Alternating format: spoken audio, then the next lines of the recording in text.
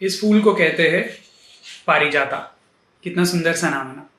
एक तरफ कहानी ये कहती है कि समुद्र मंथन के वक्त इस फूल का उद्भव हुआ था, तो यही दूसरी तरफ कहानी ये भी कहती है कि कृष्ण ने सत्यभामा के लिए इस फूल को इंद्र के वन से ले आए थे। लेकिन आज मैं आपको एक तीसरी कहानी बताने वाला हूँ, जो मेरी दादी मुझे बचपन में कहा करती थी। बहुत सालों पहले पारिजाता नाम की एक राजकुमारी इस धरती पर रहा करती थी और उसे सूर्य देव से बहुत प्रेम था। वह उसे शादी करना चाहती थी, लेकिन शुरुआत में सूर्यदेव ने उनके प्यार को स्वीकार नहीं किया, पर धीरे धीरे वो पारिजाता के प्यार को समझ पाए और फिर उन्होंने एक दिन ये निश्चय किया कि वो पारिजाता से शादी करेंगे और धरती पर रहने के लिए आ जाएंगे।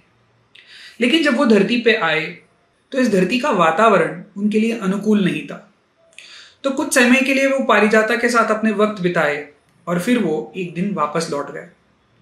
जब वो वापस लौट रहे थे, इस बात को सुनकर पारिजाता का हृदय टूट पड़ा। इसीलिए पारिजाता ने उनके पीछा किया और उनके साथ चली गई। लेकिन सूर्यदेव की अग्नि ने पारिजाता को भस्म कर दिया। इस घटना को देखकर सूर्यदेव बहुत दुखी हुए और उन्होंने पारिजाता को एक वरदान दिया। वो ये था कि पारिजाता इस भूमि पर एक पेड़ बनकर जन्म लेने वाली है। वही है पारिजाता की पेड़। उसी पेड़ से खिलते हैं ये सफेद फूल। ये फूल सफेद रंग के इसीलिए है क्योंकि वो पारिजाता के प्यार का एक प्रतीक है। और अगर आप गौर से देखोगे तो इस फूल का जो डंक है ये नारंगी है, और सूर्य भगवान का भी अगर आप रंग देखोगे तो लगभग नारंगी होता है। तो इसका मतलब ये है कि सूर्यदेव हमेशा पारिजाता के हृदय में बसते हैं। ये फूल रात को खिलते हैं और बहुत अच्छी खुशबू भी देते हैं और सुबह होते ही जड़ जाते हैं।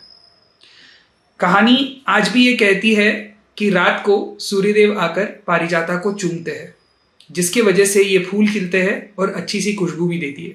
लेकिन पारिजाता इसी सूर्यदेव के ज्वालाओं के वजह से भस्म हो गई थी, यानी वो इन ज्वालों को झेल नहीं पाती है।